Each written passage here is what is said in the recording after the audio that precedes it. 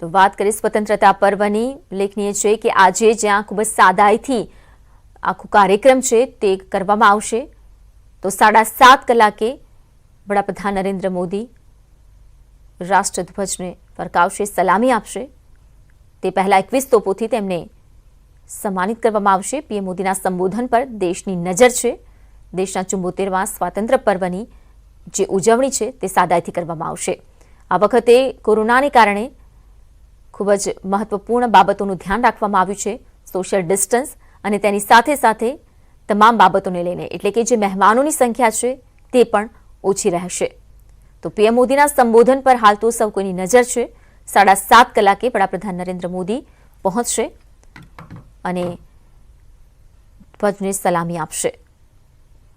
તો અન્ય કાર્યક્રમોને લઈને પણ દેશભરમાં ઉત્સાહ અને ઉમંગ છે, પરંતુ આ વખતે લોકોની એટલી ભીડ એકઠી નહીં કરી શકાય અને તે મુજબ, એટલે કે કોરોનાની જે ગાઈડલાઈન છે તે અનુસરવાની સાથે આજના દિવસની, આજના પર્વની ઉજવણી કરવામાં આવશે. તો 74 વર્ષમાં પહેલીવાર અલગ રીતે સ્વતંત્રતા દિવસનો સમારોહ છે તે યોજાવા જઈ રહ્યો છે અને પીએમ મોદી ખાસ જાહેરાત કરે તેવી પણ શક્યતાઓ સેવાઈ રહી છે. એટલે કે તેમના સંબોધન પર હવે દેશભરની નજર છે. તો આશરે 300 જેટલા સીસીટીવી કેમેરા ગોઠવવામાં આવ્યા છે. 4000 સુરક્ષા જવાનો પણ તૈનાત કરવામાં આવ્યા છે. તો આ વખતની ઉજવણી કંઈક અલગ બની રહેશે.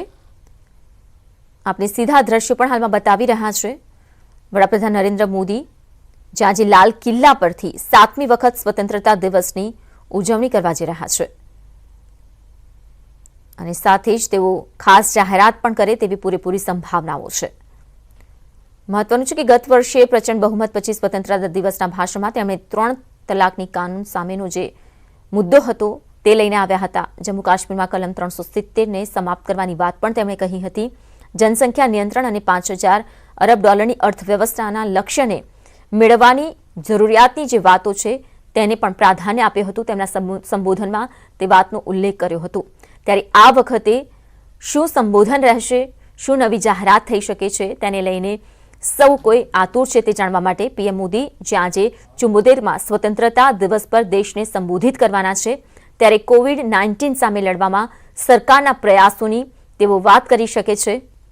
મોદી સરકારના કાર્યકાળમાં આ બીજું વર્ષ છે, ત્યારે સરકારે અર્થવ્યવસ્થામાં વ્યાપક સુધારાની પહેલને લઈને પણ ખાસ વાતચીત અગાઉ પણ કરી હતી અને હવે જ્યારે કોવિડ-19ને કારણે અર્થવ્યવસ્થા પર ઘણી અસર પહોંચી છે ત્યારે તે બાબતનો પણ ઉલ્લેખ કદાચ થઈ શકે છે.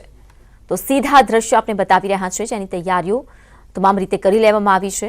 7:30નો સમય જે છે જ્યાં લાલ કિલ્લા પર જઈને વડાપ્રધાન નરેન્દ્ર મોદી, પ્રાઇમ મિનિસ્ટર જ્યાં રાષ્ટ્રના ધ્વજને ફરકાવશે, સલામી આપશે. ઉલ્લેખનીય છે કે આ પહેલા અયોધ્યામાં 5મી ઓગસ્ટના રોજ મોદી દ્વારા રામ મંદિરના ભૂમિપૂજન અને પછી તેમનું સંબોધન પણ જે મહત્વનું બની રહ્યું હતું, ત્યારે અત્યારે આજે જ્યાં સ્વતંત્રતા પર્વ છે, આ દિવસ ખાસ છે દેશ માટે, ત્યારે દેશને લઈને તેઓ પ્રજાને લઈને શું સંબોધન કરે છે તેના પર સૌ કોઈની નજર બનેલી છે. તો સાથે સાથે સુરક્ષા વ્યવસ્થાની પણ જો વાત કરી લઈએ તો સુરક્ષા વ્યવસ્થા પણ સઘન કરવામાં આવી છે. આશરે 300 જેટલા સીસીટીવી કેમેરા ગોઠવવામાં આવ્યા છે. આ સાથે જ 4000 સુરક્ષા જવાનો પણ તૈનાત કરી દેવાયા છે. તો આ સાથે જ કેટલાક બૂથ પણ તૈયાર કરવામાં આવ્યા છે જ્યાં એમ્બ્યુલન્સને તૈયાર કરવામાં આવી છે, તૈનાત કરવામાં આવી છે.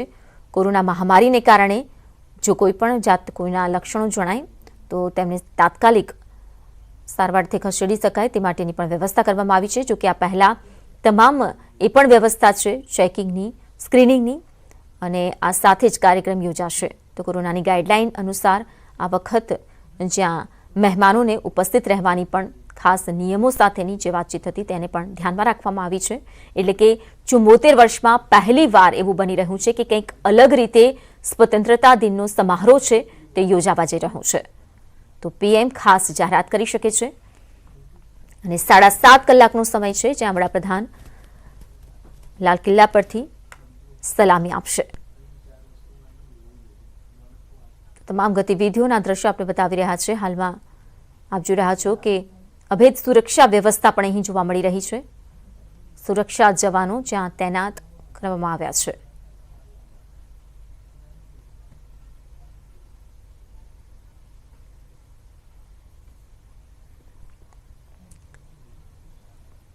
તો 7:30 કલાકે વડાપ્રધાન નરેન્દ્ર મોદી જ્યાં સલામી આપશે આ સમય નક્કી કરવામાં આવ્યો છે અને ત્યારબાદ પ્રજાજોગ સંબોધન કરશે, પરંતુ માનવામાં આવી રહ્યું છે કે મોટી જાહેરાત પણ તેમના તરફથી થઈ શકે છે।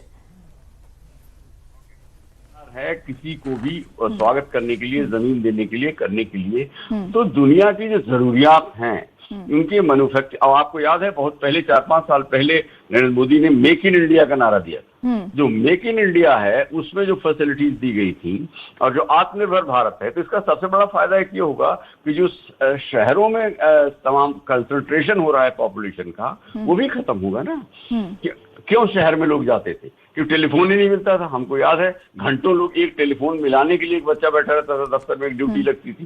तो आज आपके सबके हाथ में फोन है, दुनिया में चाहे जहां बात करें। अभी तो एक आपने मसला उठाया शेष जी कि किस तरह से प्रवासी मजदूर हमने देखा बीते दिनों, उन पर भी कहा जा रहा है कि हो सकता है कि प्रधानमंत्री कुछ कहें, और साथ ही ग्रामीण अर्थव्यवस्था को, ये महात्मा गांधी की तस्वीर आप इस वक्त देख रहे हैं, वो स्टैच्यू जो उनकी पहचान है, राजघाट पर प्रधानमंत्री को श्रद्धांजलि अर्पित करना है। सीधे तस्वीरें आप देखिए, प्रधानमंत्री वहां पहुंचे उससे पहले की तस्वीरें, ये देखिए सीधी तस्वीरें इस वक्त आपको हम दिखा रहे हैं। राजघाट की ये तस्वीरें जहां प्रधानमंत्री पहुंच गए हैं और वो देखिए आगे बढ़ते हुए महात्मा गांधी के समाधि स्थल की तरफ। और ये वो लम्हा जिसका इंतजार सभी को था, क्योंकि इसके बाद धीरे धीरे आगे स्वतंत्रता दिवस का कार्यक्रम बढ़ेगा।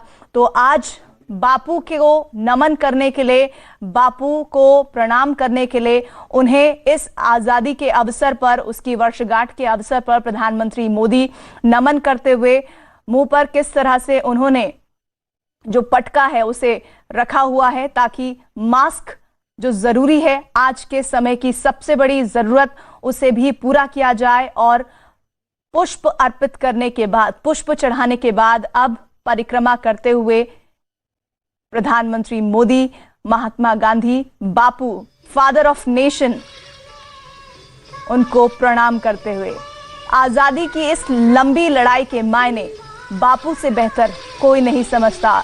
और उन बापू को नमन करने के लिए आजादी के प्रोग्राम को, समारोह को शुरू करने से पहले ये परंपरा है कि उन्हें नमन किया जाता है। और वहां से नमन करने के बाद निकल गए हैं प्रधानमंत्री आगे की तरफ।